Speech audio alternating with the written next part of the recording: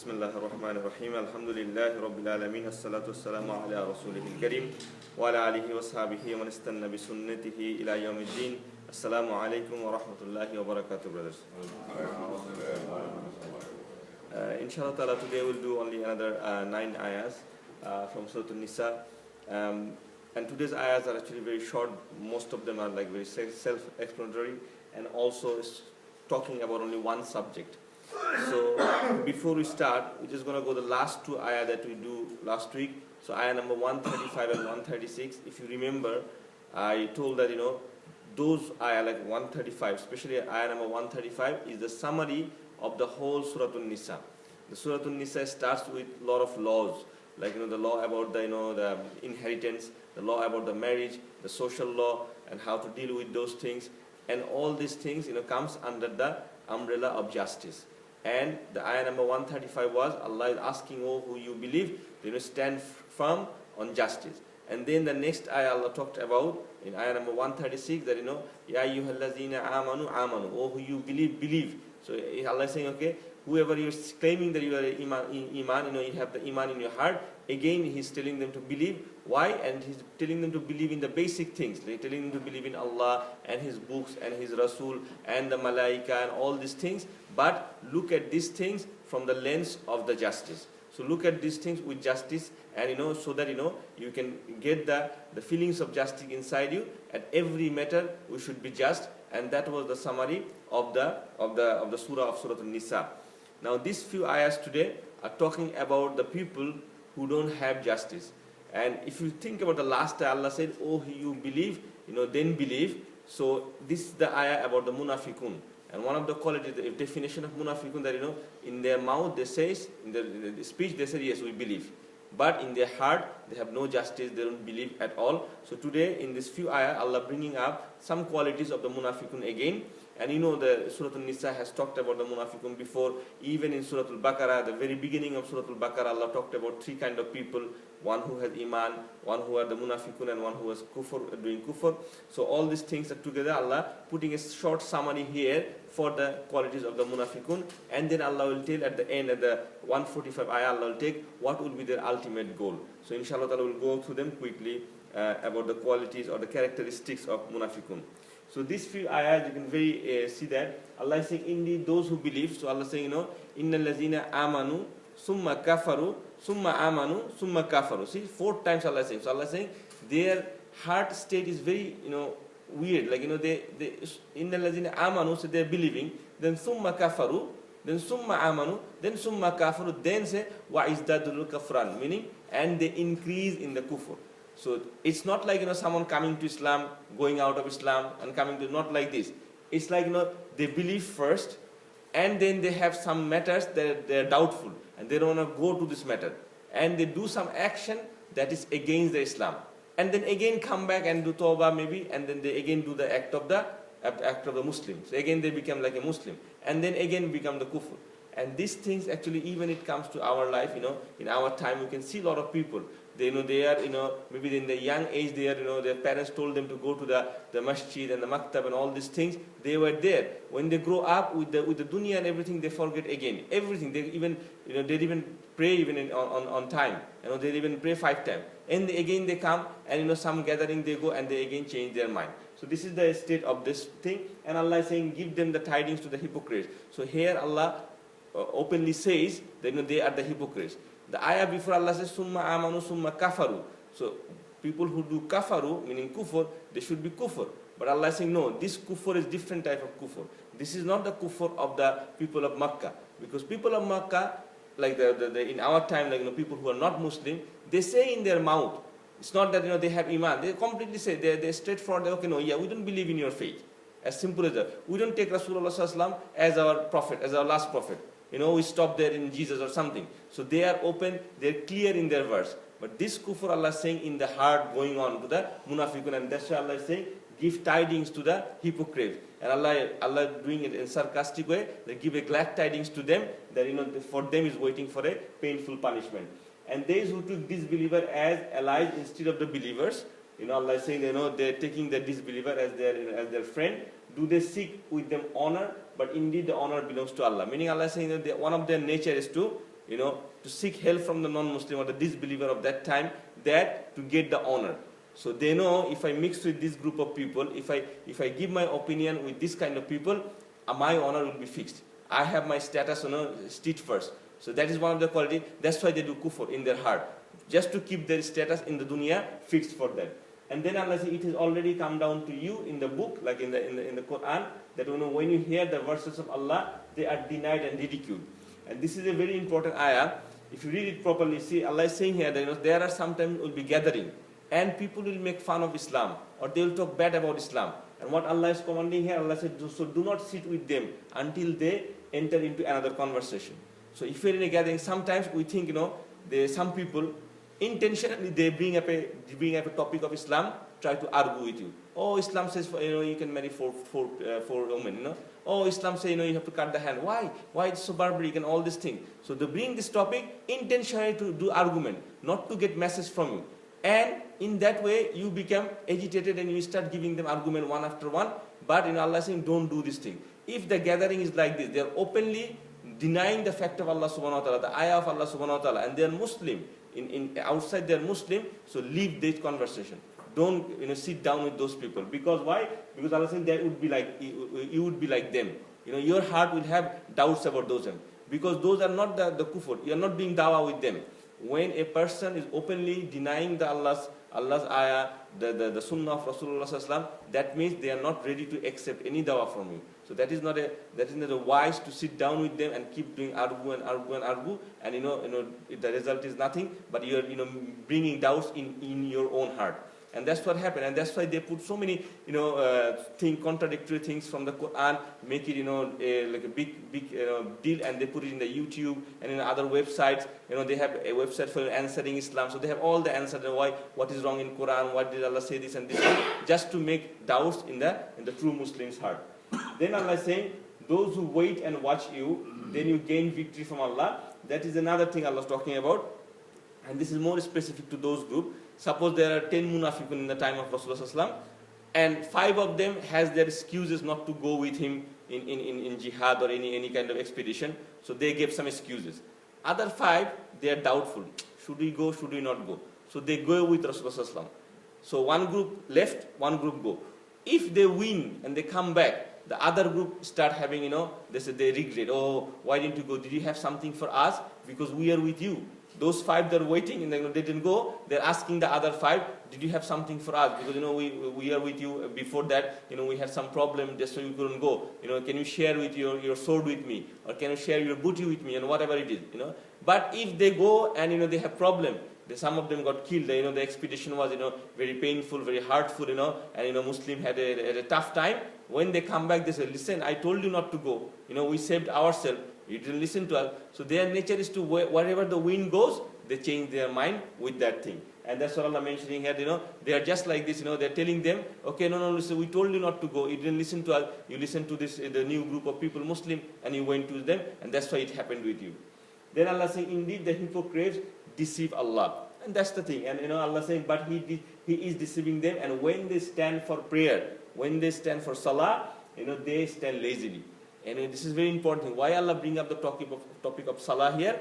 Because salah is the one of the thing that is the connection between Allah and us, right? That's the meaning of salah basically. It's called sila, because it's come from the sila, it means the relation. And when they stand up, they're lazy in standing up. So they don't listen to what the imam is saying, or maybe they're just, somehow they manage themselves to come at the end of the last rakah and something. So this is the showcase that they're trying to deceive Allah.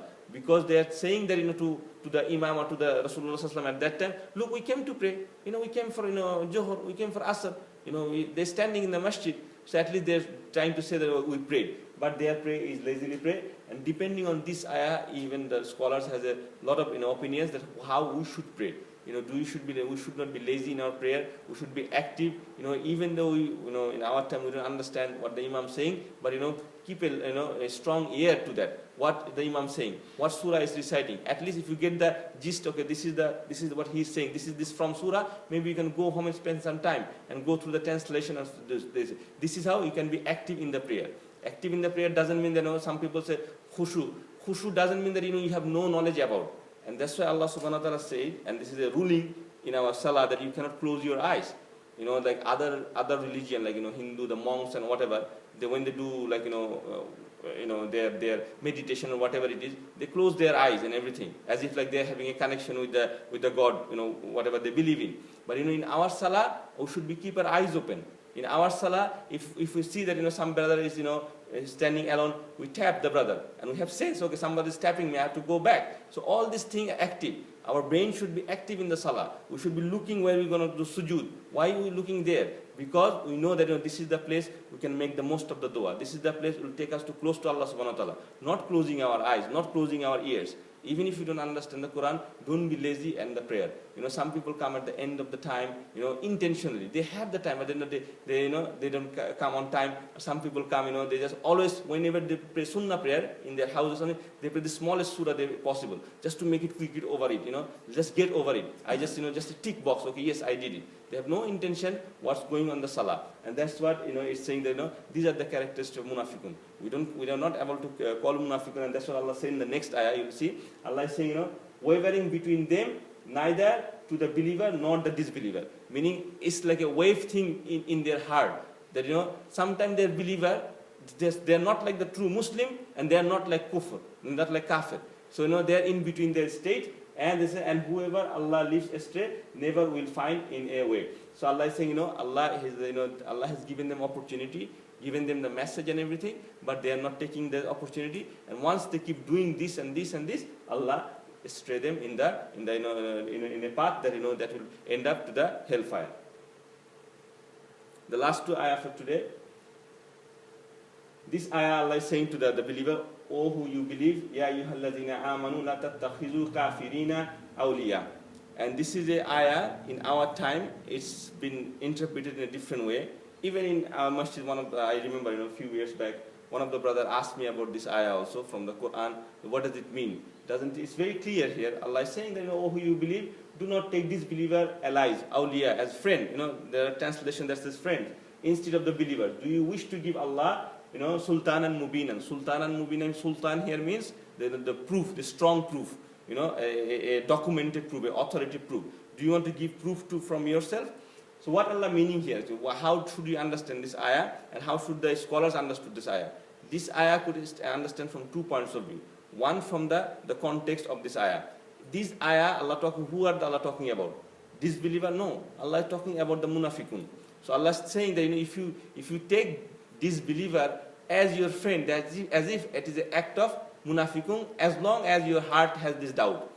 So what I'm saying here, if your state is like a munafiqun, that sometimes you believe, sometimes you don't believe, at that point, if you take a disbeliever as your protector, and we discussed about this a lot of time, what is wali means. There are a lot of words for friends in the Quran itself.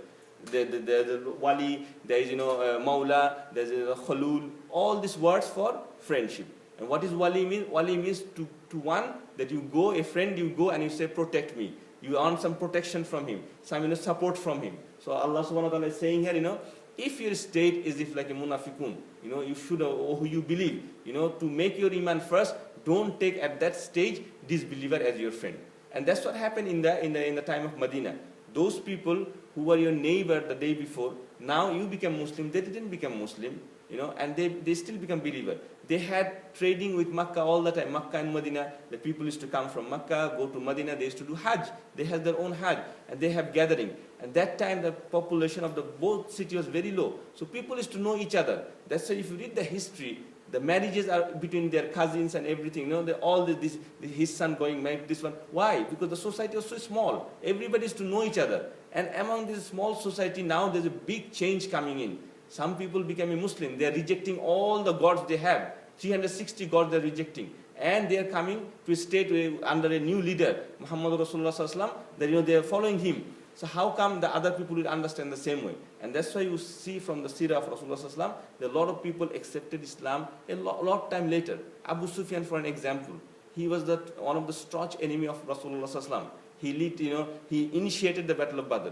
He was the leader of Battle of Uhud. And even after that, Battle of Ahzab, he was the leader of Battle of Ahzab, where 10,000 people gathered to fight against Muslims. And at the end of the time, after the Fateh Makkah, he accepted Islam. And from his progeny, we know the Umayyad dynasty started. So, he took it after a long way. So that's why Allah subhanahu wa ta'ala is saying, if the case is like this, and they are spreading kufr in the beginning, so don't, and your state is like a munafiqun state, don't take disbeliever like this. So this doesn't apply that, if you know some, friend in your office, or your neighbor is a non-Muslim, from Hindu, Christian, whatever is there, and you just take them as, they are my enemy. No, you shouldn't do like this.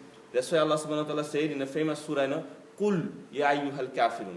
Allah said to Rasulullah, tell you. Allah didn't say ya ayyuhal kafirun, like Allah said ya ayyuhal muzammil or ya ayyuhal ladzina amanu. Allah is telling Rasulullah, look, these are the people are kafirun. Allah has passed a verdict on those group of people. Allah said to Rasulullah, look, I know their heart. Finished. I have put the seal on their heart, and now they are kafirun. And la ta'budu ma ta'budun. You tell them you cannot do whatever they are doing. You cannot worship whatever they are doing. Allah has passed the verdict. But on our neighbor, on our office colleagues, Allah didn't send any verse. Look, this group of people who live in, Paramata, they are now disbeliever. I know that their heart is gone. We don't know that. Maybe they will accept Islam. Just like Abu Sufyan and a lot of other people who accept Islam later on. So we should keep our dawah, and we should present to them that, we are the true Muslim in our attitude, in our talking, in our walking, in our working, everything. That, we should be giving our approach should be a dawah to themselves, how good we are, we are in the straight path of Allah subhanahu wa ta'ala.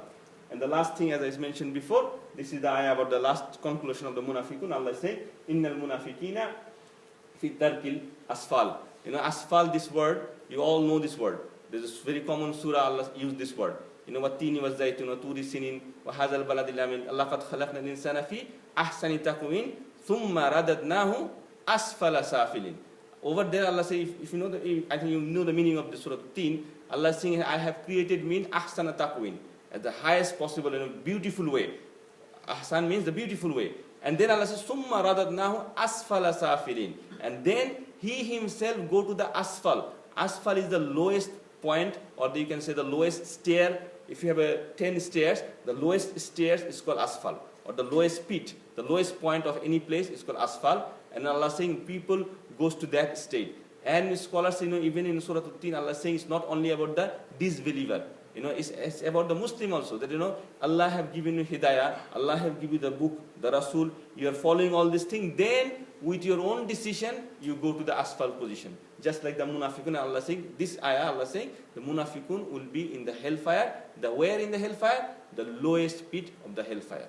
Imagine, Allah didn't say the kafirun will go to the lowest pit of a hellfire. Allah didn't say, the Jewish will go to the hellfire, or the Christian will go to the lowest pit of hellfire. Allah said the munafiqun will go to the lowest pit of hellfire. So this is a serious thing, the hypocrisy in the Quran, the way Allah mentioned it. And that's why we have another surah at the end of the Quran, Surah Al-Munafiqun is called. And there Allah also mentioned the same things again, that their qualities, what they do, and how we can get rid of these things. So inshallah ta'ala, we'll finish it here today. Jazakallahu khairan, subhanakallahumma bihamdik, ashhadu an la ilaha ant, astaghfiruka wa atubu ilayk.